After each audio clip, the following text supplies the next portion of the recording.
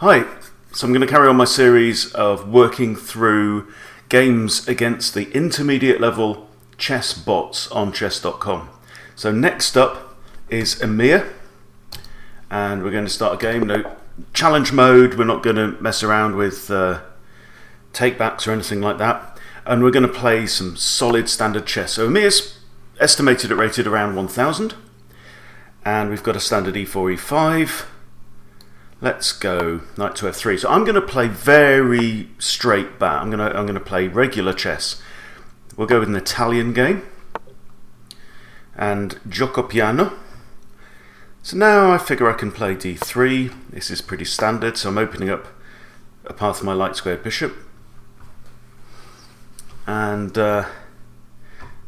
there's a slight risk at this point of the knight coming in and attacking f2. So I need to be aware of that. So I can't really push d4 in this case because the knight's already out on c6. So you see, if I push d4, he's got 1, 2, 3 pieces attacking it, and I've only got one defending it, which is the queen. So that's not going to defend anything. So I want to stop the knight coming there. I think h3 in this case is a sensible move. Stops the knight coming to e4 or to g4. And Emir plays d6. So we have a fairly symmetrical position on the board. Yes, I've used one move obviously to push that pawn. I could have ideas of my own now of attacking with a knight, but let's just continue his development. So I can put my bishop on g5. He can't do the same because that square is covered by a pawn. And now he's moved his rook across, so that means he can't castle kingside anymore. Now I want to complete my development, so I'm going to bring out my other knight, and that's eyeing this very nice square there on d5. So queen to e7. What's changed with queen to e7? So this pawn is still defended once, twice, 3 times. I do have the option now of playing knight to d5, which comes with an attack on the queen. Pretty forcing move.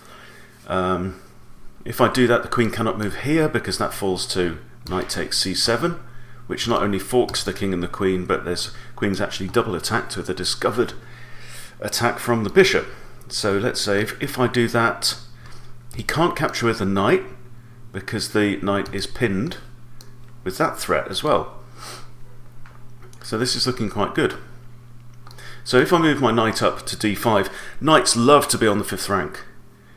They become more powerful when they get into the enemy's half of the board, the opponent's half of the board. So I would imagine if I play my knight there, then I'm guessing he's going to play queen to d7, which does lose a tempo, and I have improved my knight. So let's go ahead and try that. There we go, queen's moved across. The queen is now no longer defending this knight here, so there is a possibility now of maybe capturing the knight, and the only way he can recapture would be with the g7 pawn, giving him doubled pawns, but also giving him a semi-open file maybe for his rook. Okay, however, I have seen another possibility. Bishop takes knight and pawn cannot recapture. And the reason is because I would have knight takes the pawn on f6 with a lovely fork on here. So now I think that I can proceed to eat pawns, because if this bishop vacates that square and that square is no longer defended, so for example I capture that pawn, yeah, see, he can't retake because the threat is still there of the knight. So let's move the bishop back. He can block with his knight if he wants to. Okay, so now, because I've eliminated the pawn on g7, then this square is now free for my knight.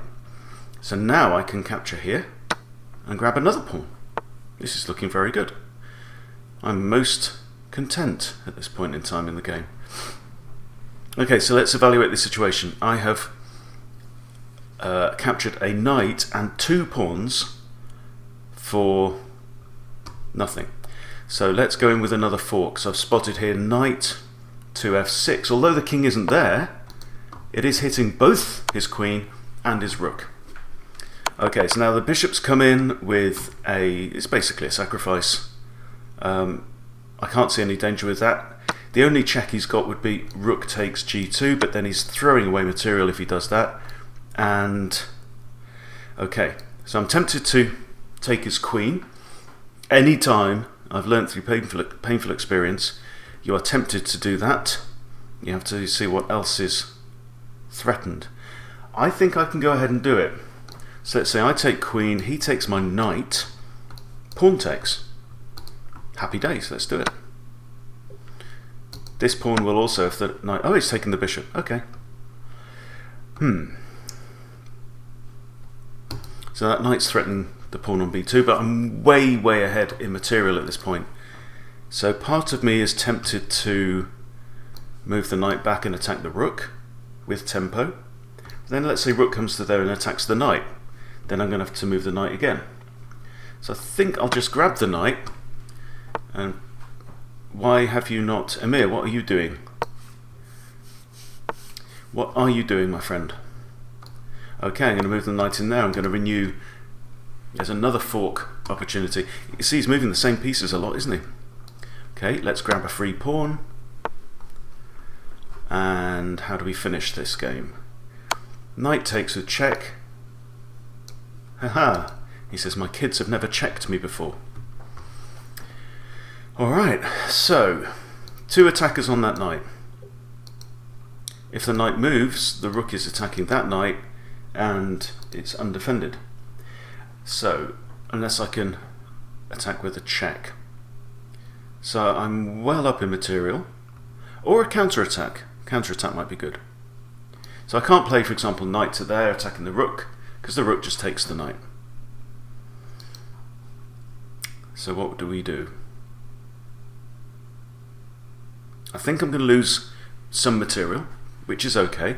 I mean, I'm up a minor piece and a queen at this point, and well, I've lost 1 pawn, he's lost 3. So it should be a completely winning situation for white. I'm thinking maybe knight to here. No, maybe not. This knight is not the threatened one. This knight is the one that's threatened. So let's say I move my knight to there. Pawn takes. Can I run away with the other knight? I don't know. Let's just rescue this knight. Maybe that wasn't the best move actually. Putting it on there. Okay.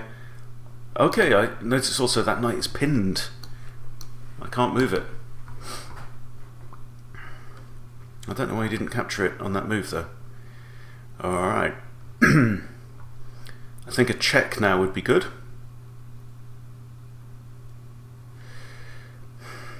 I only have 1 check. Let's see how he responds. He should capture with the king. No, he doesn't do that. Alright. Now what can I do to... Now I can protect this knight now that it's only attacked once, you see.